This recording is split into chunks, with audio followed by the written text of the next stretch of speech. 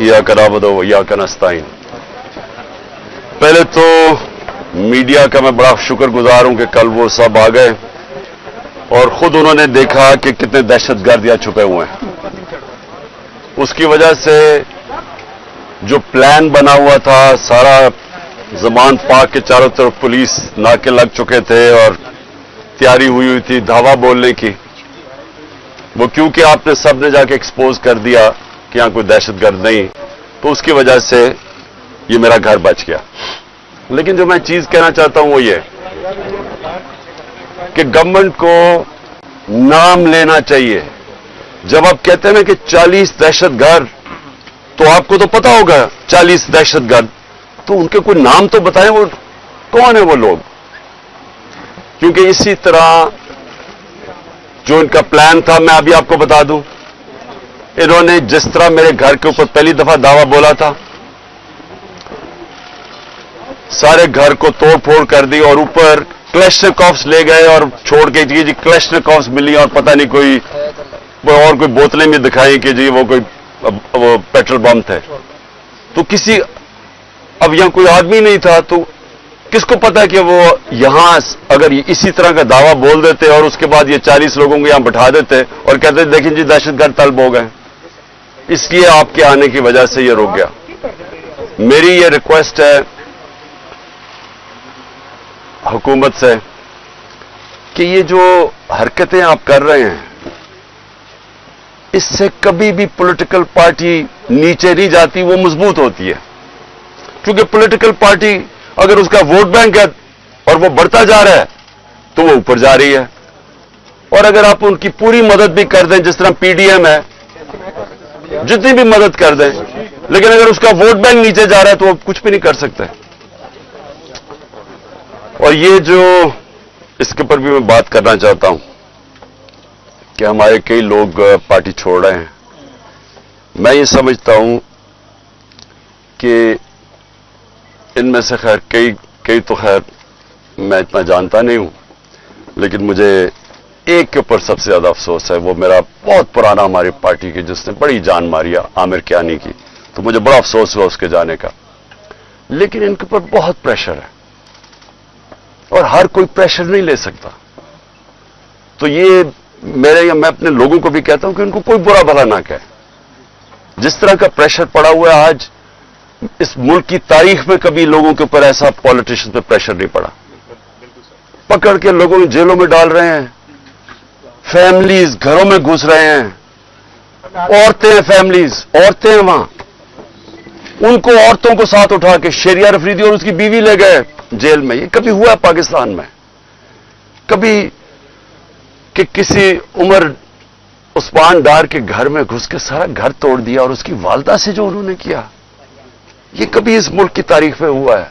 जो औरतों को, जो सीन्स आई हैं औरतों के बाल पकड़ रहे हैं, जिस तरह उनको घसीट रहे हैं, ये ना इस मुल्क में हुआ है और ना ये हमारा जो रवायतें हैं, जो हमारा दीन है, ये कोई इसकी चीज की इजाजत नहीं देता। और इस सब चीज के अंदर क्या चीज रह गई है कि जो लोग ये प्रेशर बर्दाश्त कर गए, मैं अपनी पार्टी के वो लोग जो प्रेशर बर्दाश्त कर गए हैं, कौम आपको हमेशा याद रखेगी, कौम आपको भूलेगी नहीं। कि मुझे पता है आपके ऊपर किस तरह के प्रेशर्स हैं और जिस तरह आप खड़े हैं, तो ना मैं आपको भूलूंगा ना ये कौम आपको भूलेगी। और मुझे ये भी मैं वाज़ेह कर दूं, क्योंकि ये इस तरह का प्रेशर शायद ही कभी किसी की पार्टी के लीडर के ऊपर या उसकी पार्टी के मेंबर्स के ऊपर डाला हो, जो इस वक्त हमारे ऊपर पूरा प्रेशर डाला जा रहा है।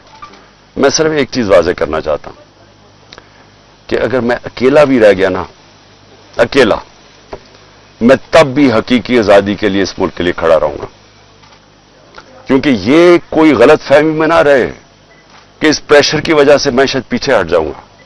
जिसके ऊपर 2 कातलाना हमले हो चुके हों, दूसरा जुडिशल कॉम्प्लेक्स के अंदर जो मेरे ऊपर इन्होंने पूरा कत्ल करने का प्लान बनाया हुआ था, जिसके ऊपर 2 हमले हो चुके हों और वो फिर भी पूरी तरह इस अपनी तहरीक के अंदर एक कदम पीछे ना हटे, تو اس کو یہ سمجھ آئے کہ وہ پیچھے نہیں ہٹے گا. اور جو میں پھر سے کہتا ہوں کہ جو آج میرے ساتھ کھڑے رہ گئے ہیں, میں تو اپنی بات نہیں کرتا, یہ قوم آپ کو یاد رکھے گی, کیونکہ قوم کو بھی پتا آپ کس طرح کے پریشر لے رہے ہیں. اور پھر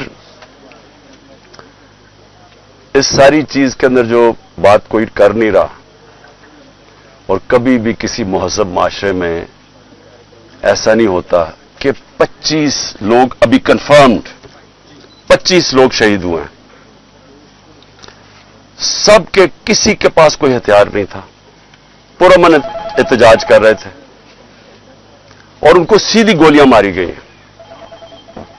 25 کا ہمیں پتا اس لیے کیونکہ ہمیں باقی کا پتا اس لیے نہیں کہ 7,500 ورکرز کو پکڑ لیا, 7,500 تحریک انصاف کے کارکنوں کو پکڑا ہوا ہے. تو ہمیں پتا ہی نہیں ہے کہ اور کتنے اور شہید ہوئے ہیں.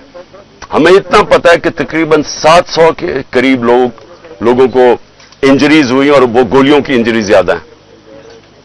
تو بات تو آج یہ کرنی چاہیے کہ کیا اس کے اوپر کوئی کمیشن نہیں بیٹھنی چاہیے کہ آپ کے ملک کے شہری ہیں, جو بھی ہے, ایک آدمی قتل ہوتا ہے تو اس کے اوپر تحقیقات ہوتی ہیں, تو پتہ تو چلے کہ یہ ہوا کیا تھا.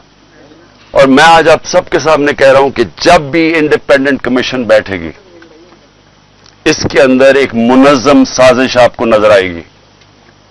پلان کیا ہوا تھا سب کچھ, کیونکہ مجھے تو شروع میں پتہ ہی نہیں, میں تو جیل میں تھا 4 دن, مجھے تو یہ نہیں پتا کہ وہ کیا رہا تھا. تو میں جب باہر نکلا جیل سے, انہوں نے کہا جی تباہی ہو گئی, یہ ہو گیا, گھر جلائے گئے, کور کمانڈر. میں بھی حیران, یہ ہوا کیا ہے, کیونکہ 27 سال میں ایک دفعہ بتاؤ کہ کبھی کوئی اس طرح کی جلا گھراؤ کچھ ہوا ہے 27 سال میں. جب مجھے گولیاں لگتی ہیں تب تو, اور میں ایک آرمی آفیسر کو نام لیتا ہوں اس کا, انٹیلیجنس آفیسر کو, تب تو کوئی نہیں جلاتا, کب تو کوئی بلڈنگ نہیں جلتی. تو یہ ایک دم کیا ہوا ہے؟ تو اس کا ہمیں مجھے پوری طرح اندازہ, اور میں آج ڈیمانڈ کرتا ہوں کہ جب اور بنائی جائے, کیونکہ یہ بہت بڑا ملک کے اندر 4 دن جو ہوا ہے, ایک انڈیپینڈنٹ کمیشن بنائی جائے. اور انڈیپینڈنٹ کمیشن میں کیا چیز سامنے آئے گی, میں ابھی آپ کو بتا دیتا ہوں کیا چیز سامنے آئے گی, کیونکہ میرے سامنے تو فیکٹس آ گئے ہیں. ہم آپ کو ثبوت دیں گے کہ کیسے پلان کر کے لوگوں کو حملہ کروایا گیا ہے فوجی عمارتوں کے اوپر. پنڈی کے اندر پولیس نے پیچھے سے, کراؤڈ آگے کھڑا تھا, پیچھے سے پولیس نے ان کے اوپر ٹیئر گیسنگ کر کے ان کو GHQ کی طرف دھکیلا ہے, اور راستے میں کوئی پولیس نہیں تھی GHQ کے. یہاں جو ہوا ہے, اب ہم لاہور جانتے ہیں, میں تو پیدا یہاں ہوں, یہ پاس ہی تو ہے, 3-4 میل یہاں سے ہے وہ کور کمانڈر. کبھی سنا ہے کہ کور کمانڈر لبرٹی سے لوگ چل رہے ہوں اور کور کمانڈر گھر پہنچ رہے ہوں اور وہ خالی پڑا ہو وہاں کوئی یعنی کور کمانڈر اتنی بڑی پوزیشن ہوتی ہے, اس کے اوپر کوئی بچانے والا نہیں آئے. وہ CCTV کیمرہ کدھر ہیں, وہاں CCTV کیمرہ لگے ہوں گے, پتہ تو چلے وہ کون سی شکلیں تھیں جنہوں نے جلایا. اب تک تو سامنے آ جانا چاہیے تھا سب کچھ. ٹی وی پہ اتنی زیادہ پروپیگنڈا چل رہا ہے, کم از کم وہ شکلیں تو دکھا دیں CCTV کیمرہ پہ کن لوگوں نے جلایا تھا وہ کور کمانڈر کا گھر. اور کیا آپ کو ہماری ڈاکٹر یاسمین, میری بہنیں وہاں باہر کھڑی ہو کے کہہ رہی ہیں کہ آپ نے اندر نہیں جانا. کون تھا جس نے اندر ان کو کیا ہے؟ وہی لوگ تھے جنہوں نے میاں والی کے اندر جہاز چوک پہ سب جب وہاں پرامن احتجاج کرے, انہوں نے کہا جی یہ اس کو جلانا ہے جہاز کو. وہ بھی وہاں سے رپورٹس ہیں کہ وہ آگے ان کو آگے کہہ رہے تھے کہ آپ نے یہ کرنا ہے. پشاور میں وہی رپورٹس آ رہی ہیں کہ اندر گھسے ہوئے تھے لوگ جو آپ اکسا رہے تھے کراؤڈ کو. دیکھیں 27 سال میں کبھی کسی نے اس طرح کی کوئی حرکت نہیں کی, تو ایک دم یہ جو سب کچھ ہوا ہے, تو اس کے اوپر بہت ضروری ہے انویسٹیگیشن کی, کیونکہ یہ اس سازش میں یہ چیز بھی آئے گی کہ پلان بنایا گیا ہے کہ کسی طرح تحریک انصاف کو فوج کے سامنے کھڑا کیا جائے اور فوج کے ذریعے تحریک انصاف کو ختم کیا جائے. یہ پلان بنایا ہوا ہے. یہ خطرناک ہے ملک کے لیے. یہ پیچھے PDM ہے. یہی ہوا تھا 1971 میں. 1971 میں کیا ہوا تھا؟ الیکشن جو جیت گیا تھا, جو پرائم منسٹر تھا, जिसको बनना चाहिए था प्राइम मिनिस्टर, एक पॉलिटिशियन ने साजिश की फौज के साथ मिलकर और उसको बजाय प्राइम मिनिस्टर बनाने के उसके खिलाफ मिलिट्री एक्शन करवाएगा और मुल्क टूट गया।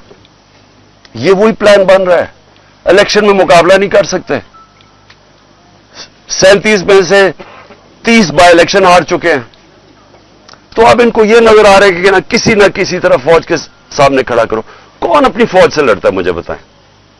अगर फौज से लड़ेगा तो क्या मुल्क ही हारेगा ना? कभी कोई लड़ता है? ये जो सारा कराया जा रहा है, जो उकसाया जा रहा है, इससे किसको फायदा होगा? सिर्फ ये पीडीएम को ही फायदा है ना। मुल्क की तो जमहूरियत भी तबाह। अब ये सोच ले कि यहां केयर टेकर का अब क्या काम रह गया, इनकी क्या कानूनी हैसियत रह गई है? 90 दिन पूरे हो गए हैं। इनका तो काम था इलेक्शन करवाने के लिए आना।